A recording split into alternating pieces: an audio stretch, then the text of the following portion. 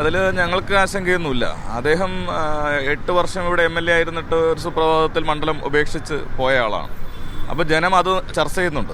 അപ്പോൾ ആ 8 വർഷക്കാലം കഴിഞ്ഞ് LDFൻ്റെ ഒരു ജനപ്രതിനിധി വന്നപ്പോഴാണ് മണ്ഡലത്തിൽ വികസനം വന്നത്.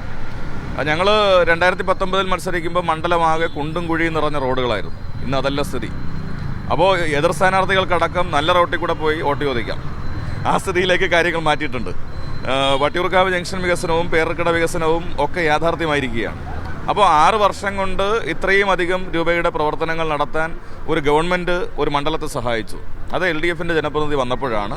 ആ മാറ്റം ജനങ്ങൾ നന്നായിട്ട് ഫീൽ ചെയ്യുന്നുണ്ട്. വട്ടിയൂർക്കാവ് എന്ന് പറയുന്നത് ഒരു UDFൻ്റെ കോട്ടക്കൊത്തളമായിരുന്ന സ്ഥലമാണ്. അതാണ് 2019 തിരുവനന്തപുരത്തെ മേയർ ബ്രോ എന്ന് അറിയപ്പെട്ടുകൊണ്ട് ആ മണ്ഡലത്തിൽ ലാൻഡ് ചെയ്ത് ആ സീറ്റ് പിടിച്ചെടുത്തത്. അത് ചരിത്രത്തിൽ രേഖപ്പെടുത്തുന്ന തെരഞ്ഞെടുപ്പാണ്. നമുക്കറിയാം NSS പരസ്യമായ നിലപാട് സ്വീകരിച്ച ഘട്ടങ്ങളിൽ ആയിരുന്നു അത്. അതിനെല്ലാം മറികടന്ന് മികച്ച ഭൂരിപക്ഷത്തിലാണ് പ്രശാന്ത് അന്ന് ജയിച്ചത്. പിന്നീട് 2021 വീണ്ടും ജയിക്കുന്നു. വീണ്ടും അടുത്ത ടേമിലേക്ക് പ്രശാന്ത് എത്തിച്ചേരുകയാണ്. ഇന്ന് നോമിനേഷനാണ്. അതിന് മുന്നോടിയായി ചില പരിപാടികളുണ്ട്. അതിനിടയിലാണ് നമ്മുടെ മുന്നിൽ വന്ന് പെട്ടത്, അല്ലെങ്കിൽ നമ്മൾ പ്രശാന്തിന് മുമ്പിൽ വന്ന് പെട്ടത്. പ്രശാന്തിനോട് തന്നെ ചോദിക്കാം. അപ്പോൾ ആദ്യഘട്ടത്തിൽ തന്നെ പ്രചരണം ആരംഭിച്ചു. പ്രശാന്ത് മണ്ഡലത്തിൽ സജീവമായി തന്നെ എല്ലാ ദിവസങ്ങളും ഉണ്ട് താനും. എങ്ങനെയുണ്ട് 3 പേരും കൂടെ വന്നിട്ട് 3 സ്ഥാനാർത്ഥികൾ ആയിക്കഴിഞ്ഞപ്പോൾ എങ്ങനെയുണ്ട്? കുഴപ്പമില്ല. ചിത്രം ഞങ്ങൾ വളരെ പോസിറ്റീവായിട്ടുള്ളൊരു അന്തരീക്ഷമാണ്. അപ്പോൾ എല്ലാ ഇലക്ഷൻ കാലത്തും കണ്ണമ്മൂല ചട്ടമ്പിസ്വാമി സ്മാരകത്തിൽ നിന്നാണ് ഞങ്ങളുടെ പ്രവർത്തനം ആരംഭിക്കുന്നത്. അപ്പോൾ ഇന്ന് നോമിനേഷൻ കൊടുക്കുകയാണ്. അപ്പോൾ നമ്മുടെ സമാധി സ്മാരകത്തിൽ പുഷ്പാർച്ചന ചെയ്തിട്ടാണ് നമ്മൾ അങ്ങോട്ടേക്ക് പോകുന്നത്. അപ്പോൾ ഞങ്ങളെ സംബന്ധിച്ച് വളരെ ആത്മവിശ്വാസമാണ്. കുറച്ചധികം വീടുകളിൽ ഇതിനോടൊക്കെ ഞങ്ങൾ സന്ദർശനം നടത്തി. അപ്പോൾ അവിടെയെല്ലാം തന്നെ വളരെ പോസിറ്റീവാണ്. ഇപ്പോൾ കഴിഞ്ഞ 5 വർഷത്തെ സംബന്ധിച്ച് ആളുകൾക്കൊരു നെഗറ്റീവും പറയാനില്ല. അവർ പറഞ്ഞ പല കാര്യങ്ങളും നമ്മൾ ഇതിനോടകം പരിഹരിച്ചിട്ടുമുണ്ട്. അപ്പോൾ പരാതികളൊന്നും ഇല്ലാതെ വളരെ പോസിറ്റീവ് അന്തരീക്ഷത്തിലാണ് ഞങ്ങളുടെ തെരഞ്ഞെടുപ്പ് പ്രവർത്തനം നടക്കുന്നത്. ചില വീടുകളിലൊക്കെ ആയിരിക്കും അല്ലെങ്കിൽ വീട് കിട്ടിയില്ല, അല്ലെങ്കിൽ എന്തെങ്കിലും വ്യക്തിപരമായിട്ടുള്ള ആനുകൂല്യം കിട്ടാത്തതിൻ്റെ പ്രശ്നങ്ങൾ പറയുന്നത്. ബാക്കി എല്ലായിടത്തും വളരെ പോസിറ്റീവാണ്. ഇപ്പോൾ കെ മുരളീധരൻ്റെ സ്ഥലമായിരുന്നു, തട്ടകമായിരുന്നു വട്ടിയൂർക്കാവ്. അവിടെ നിന്ന് കെ മുരളീധരൻ പോയപ്പോഴാണ് പ്രശാന്ത് ലാൻഡ് ചെയ്യുന്നത്. വീണ്ടും കെ മുരളീധരനെ നേരിടാൻ പോവുകയാണ്. കെ മുരളീധരൻ എന്ന സ്ഥാനാർത്ഥി വന്നതോടുകൂടി എന്ത് ഫീൽ ചെയ്യുന്നു?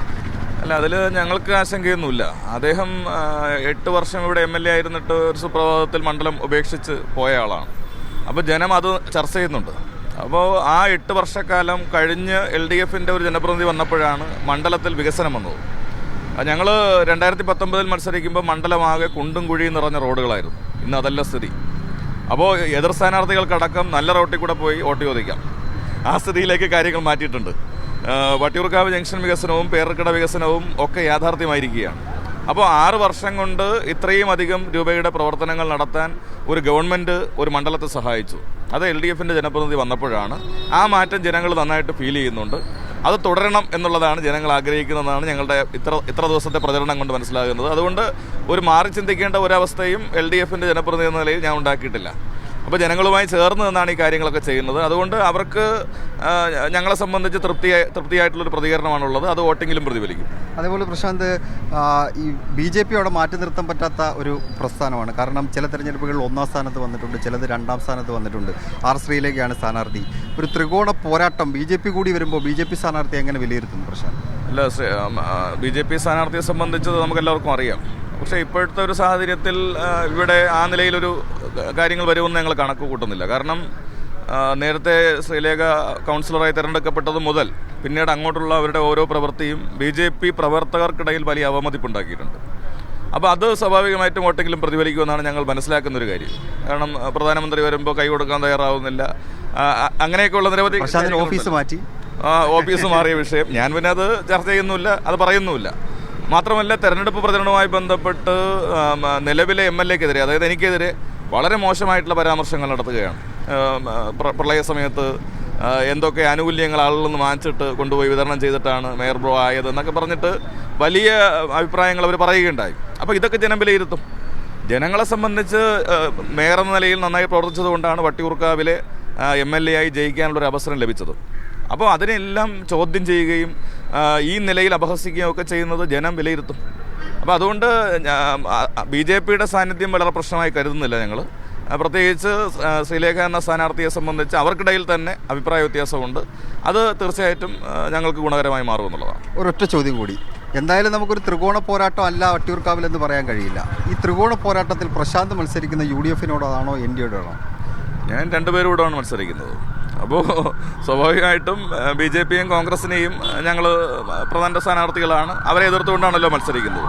അപ്പോൾ ഞങ്ങളെ സംബന്ധിച്ച് ഇവിടുത്തെ വികസനമാണ് ഞങ്ങളുടെ അജണ്ട. ഇവിടെ LDFന്റെ ജനപ്രതിനിധി വന്നപ്പോഴാണ് കാര്യങ്ങൾ നടന്നത്. അപ്പോൾ അതുകൊണ്ട് രണ്ട് കൂട്ടരെയും ഒരേപോലെ എതിർത്തുകൊണ്ടാണ് ഞങ്ങൾ മത്സരിക്കുന്നത്.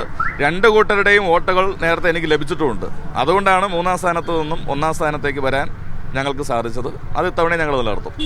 അതെ ജിൽസി, ഈ മൂന്നാം സ്ഥാനക്കാരെ ഒന്നാം സ്ഥാനത്ത് എത്തിക്കുകയും ഒന്നാം സ്ഥാനക്കാരെ മൂന്നാം സ്ഥാനത്ത് എത്തിക്കുകയും ചെയ്ത ചരിത്രം കൂടി വട്ടിയൂർക്കാവിനുണ്ട്. വട്ടിയൂർക്കാവ് നമുക്ക് പിടിച്ചാൽ പിടിതരാത്ത, പ്രവചിക്കാൻ കഴിയാത്ത ഒരു മണ്ഡലമാണ് എല്ലാ കാലത്തും. ഇപ്പോൾ മൂന്ന് സ്ഥാനാർത്ഥികളും വലിയ തികഞ്ഞ വിജയപ്രതീക്ഷ പങ്കുവെക്കുന്നു. തിരുവനന്തപുരത്ത് 3-4 മണ്ഡലങ്ങളുണ്ട് ഏറ്റവും മികച്ച പോരാട്ടം നടക്കുന്നത്. അതിൽ നേമം, കഴക്കൂട്ടം, വട്ടിയൂർക്കാവ്, തിരുവനന്തപുരം സെൻട്രൽ. അതിൽ ത്രികോണ പോരാട്ടം ഏറ്റവും ശക്തമായി നടക്കുന്ന മണ്ഡലങ്ങളിൽ ഒന്നായി നമുക്ക് വട്ടിയൂർക്കാവിനെ കണക്കാക്കുകയും ചെയ്യാം ജിൽസി.